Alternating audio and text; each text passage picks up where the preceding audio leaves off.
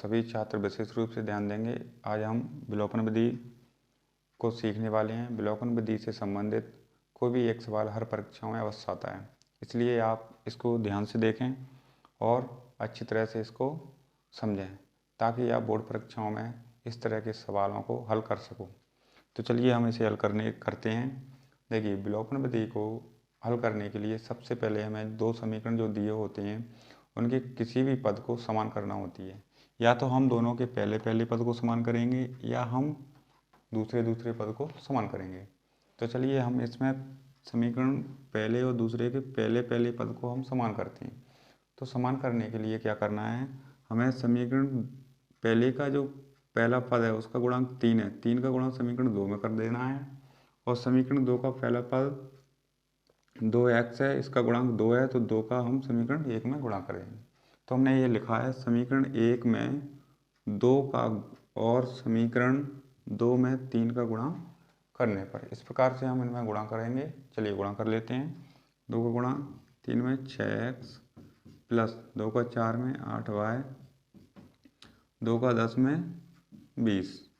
अब 3 का करेंगे, 2 में 6x माइनस है 3 का 2 में 6y बराबर 3 का 2 में 6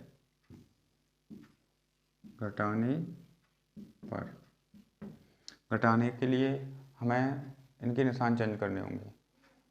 ये प्लस में है तो इससे माइनस करेंगे, ये माइनस है तो इसे प्लस करेंगे, ये प्लस है तो माइनस कर देंगे।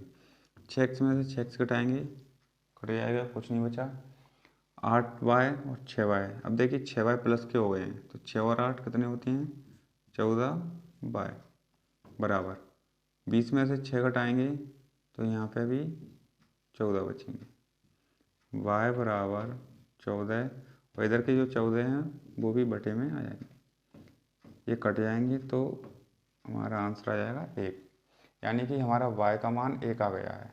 अब हमें x का मान चाहिए, तो y के मान को हम किसी भी एक समीकरण में रख के x का मान ज्ञात कर सकते हैं। तो चलिए y के मान को हम समीकरण 1 में रखते हैं। y का मान समीकरण 1 में रखने पर, समीकरण 1 में रखना है तो समीकरण 1 हम यहाँ पर उतार लेते हैं। 3x प्लस 4y बराबर 10। अब हमें y के स्थान पर y का मान रखना है, तो 3x प्लस 4 गुणा y का मान 1, तो 1 रखेंगे बराबर 10। 3x प्लस 4 का 1 में गुणा करेंगे 4 बराबर 10। 4 का हमें पक्षांतर करना है, 4 का पक्षांतर करेंगे, इधर नीचे आ नहीं पा रहा है तो मैं इधर लिख देता हूँ। 3x बराबर 4 का हम उधर ले जा रहे हैं तो माइनस के हो जाएंगे, 10 पहले से ही है तो इधर माइनस के 4। 3x बराबर 10 में से 4 घटाएंगे 6 बचा, x बराबर 6। ये 3 गुणांक की संख्या है तो बटे में जाएगी, 3 का भाग देंगे 2। x का मान हमारा 2 आ गया है और y का मान हमारा 1 था।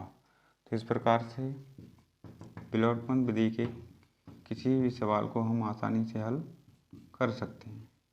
चलिए ये हमारे x और y के मान आ गए हैं, यही हमारा उत्तर है। तो आप इस प्रकार से इससे संबंधित जितने भी सवाल हैं इनकी अच्छी तरह से तैयारी कर लें और इन्हें रिवाइज कर लें, क्योंकि इससे संबंधित सवाल 100% परीक्षा में आता ही है।